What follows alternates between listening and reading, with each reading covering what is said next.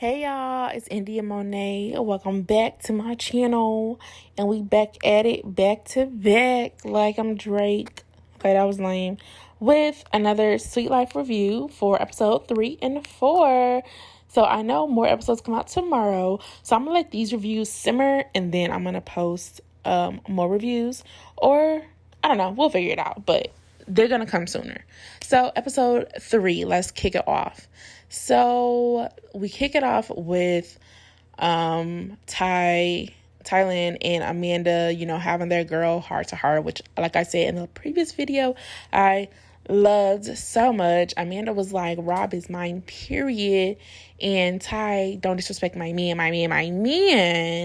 but you're my bestie. So let's get it together.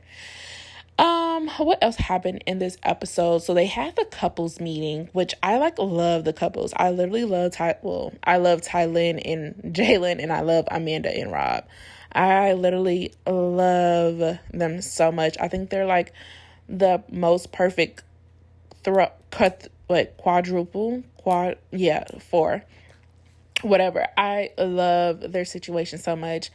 I feel like the only thing in this situation when they were all talking, I feel like Jalen was really beefed up a Rob. Again, in my last review, make sure you go check out my last review, episode 1 and 2.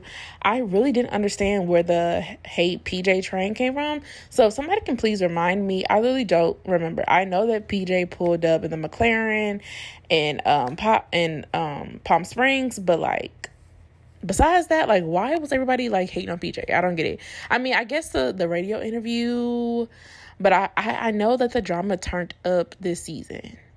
But Jalen was really so mad at Rob for being friends with PJ when he said PJ now is his manager. I think that should have made sense, okay, I know you probably don't fuck with him that much, but now I do, and we're all cool. Let's just keep it cool and cordial, But I feel like Jalen was really trying. When I tell you, girl, he was riding for Ty. He was riding for Thailand. Which again, I love that. But I feel like since Rob is your friend, he should have just calmed down a little bit. I feel like he was just making it go left. I feel like I hate to say this word, but he's super alpha male, and I feel like in this situation he just needed to bring it down a couple of notches, okay? Now Rob, on Rob's perspective, he was being straightforward. Rob ain't no hoe about it either. He yeah, PJ is my friend. What's good? And I appreciate, sometimes somebody has to be calm in the situation. So I know his confessional, he was Jalen is pissing me off, but I'm trying to be calm to rectify the situation. Come on now. Y'all girls are best friends. Y'all are super close. There had to be a common ground. Sometimes you just gotta sacrifice and take that L. But so I appreciate Rob for doing that and really, holding it down for Amanda. Honestly, I feel like Amanda was the best in the situation. I'm very much my man, but I'm very much okay, this is my friend. My friend was here before you. She will, fingers crossed, be here after you, if there is after you. So I don't play with the friends. Don't disrespect my friends. I'm heavy in that. So I think that she was the right, because I feel like both of them are wrong. Thailand was wild as fuck for calling Rob a weak ass nigga, and saying you gonna die, you gonna regret this. Very wrong. And I feel like Rob was so wrong to be oh, Thailand, everybody's everybody's anti-Thailand, everybody go against Thailand, she don't hold herself accountable, it was just a whole lot. I did love Thailand's apology. She was just I apologize. I'm sorry. I'm working on myself. I'm working on my inner self. And I feel like that was very woman of her to do that. And that's what we all should be working on in our 20-somethings, really working on that inner healing, that inner, that inner journey, that self-discovery journey as 20-somethings is serious. So I feel like it was a great meeting. I feel like Amanda really won in this situation. She really was I love y'all, but y'all gotta get together. Rob, he did good as well. I feel like Jalen was really really grinded my gears in this scene, because he really tried to make it seem like Rob was a bad friend to him, and that's not what it was, you know? So the next scene that I remember was the house party creative team meeting for Legacy Table in New York. So I know prior, Thailand did invite Miami and Cheryl, and I like how Miami's, you know, she, like I said in the last episode, she a bad bitch. She's speaking her words. She was like, I did call you Thailand and the termites at the party.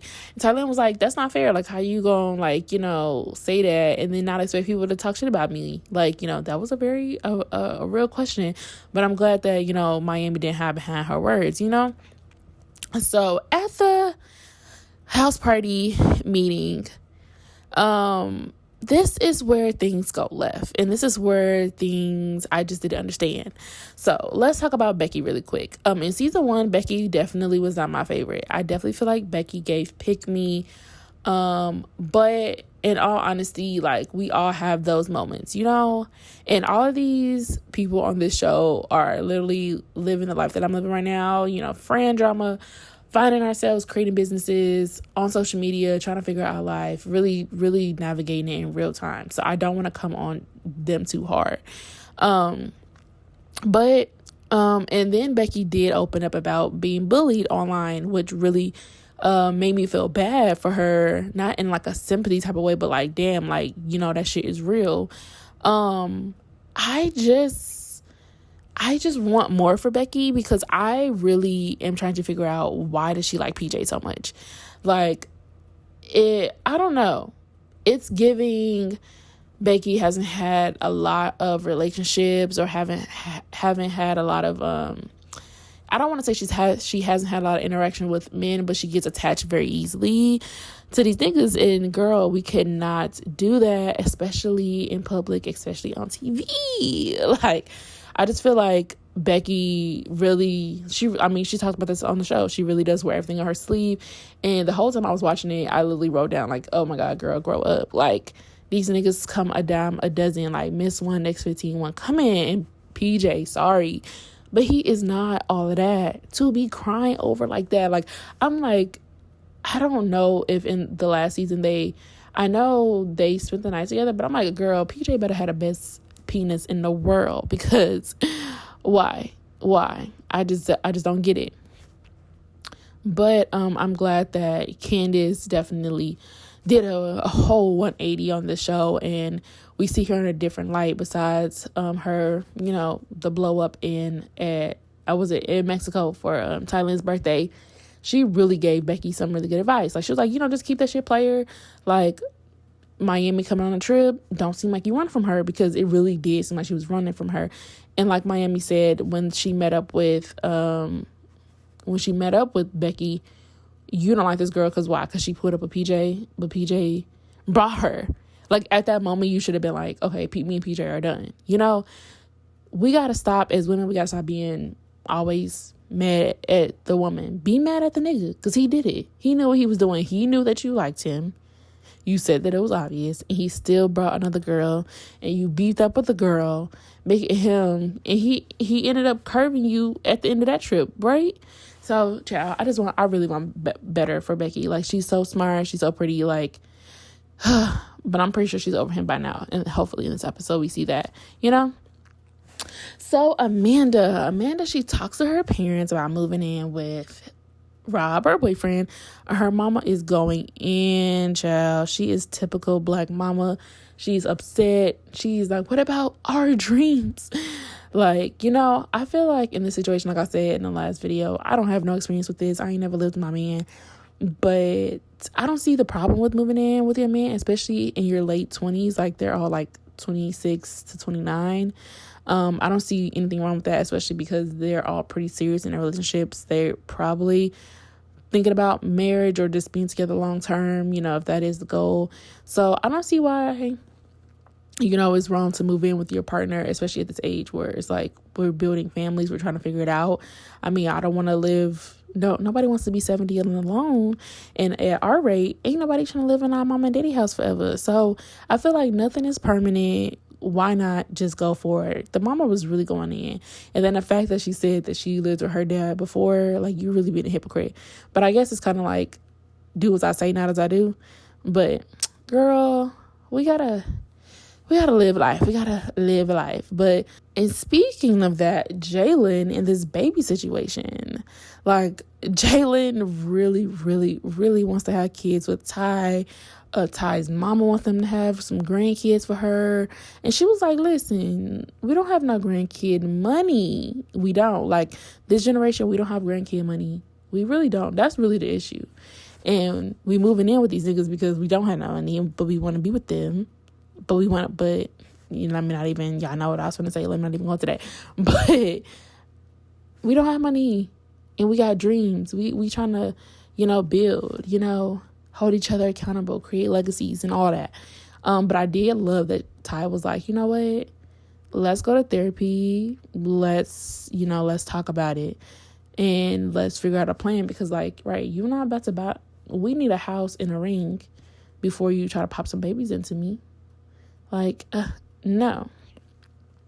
So towards the end of this episode, we see Rob and Amanda moving in together. And of course, bum,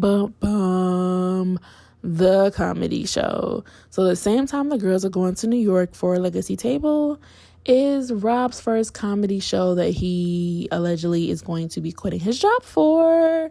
And this created a whole bunch of ruckus. So episode 4, Becky and Miami meet up.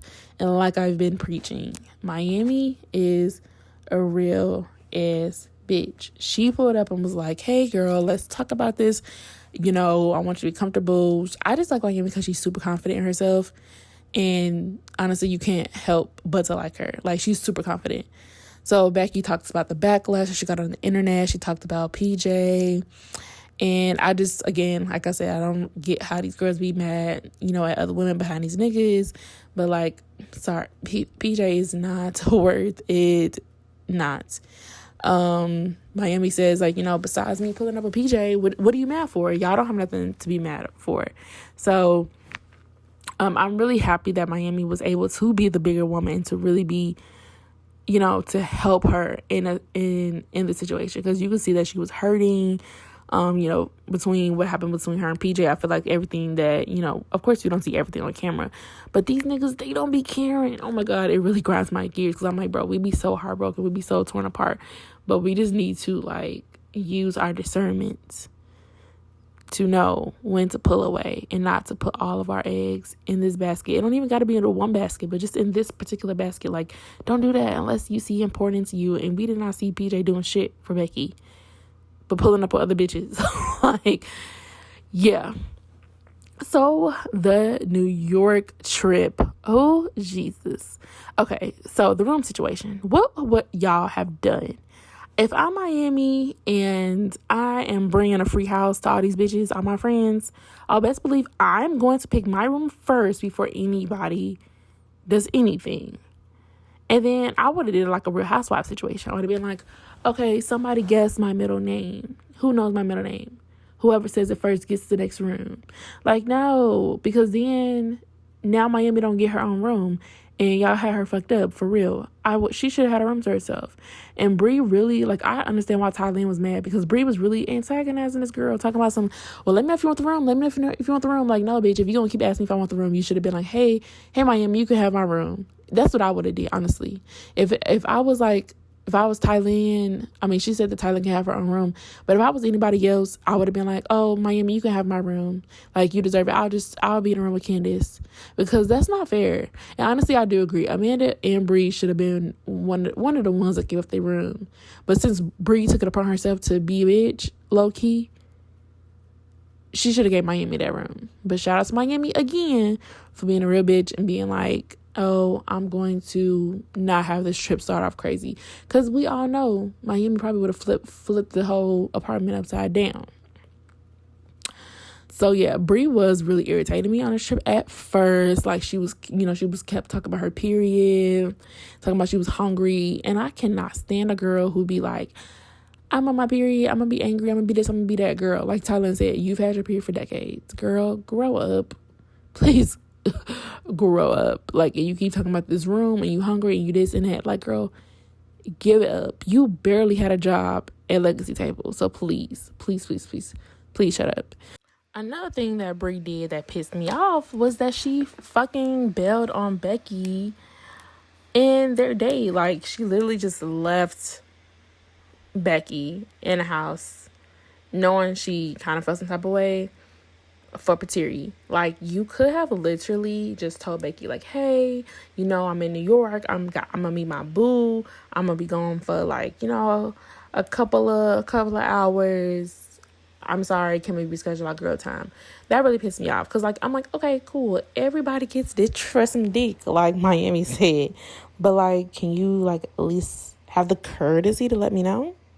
So, yeah, Brie just really gives me, like, boy crazy. And it's like, you have to sometimes bring her back down to earth. And which is something that I don't like having in a friend. Because it's kind of like, come on, girl.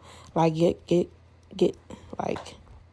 your pussy off his mouth. Let's go. Do you remember who I am, your friend over here? Yeah.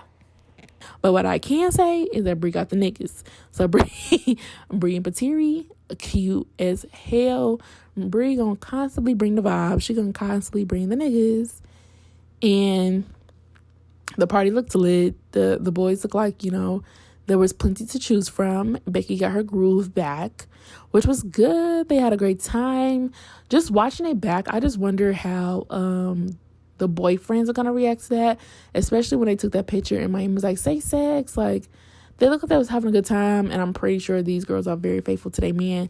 I don't know if I'm just traumatized, but I'm like, I wonder how the boyfriend's going to react. Are they going to say something crazy like, oh, why was you doing this? Look at me showing my trauma. Okay, anyway. The episode ends with Brie and Becky talking on the stairs, which I thought was kind of weird. I feel like this conversation was weird.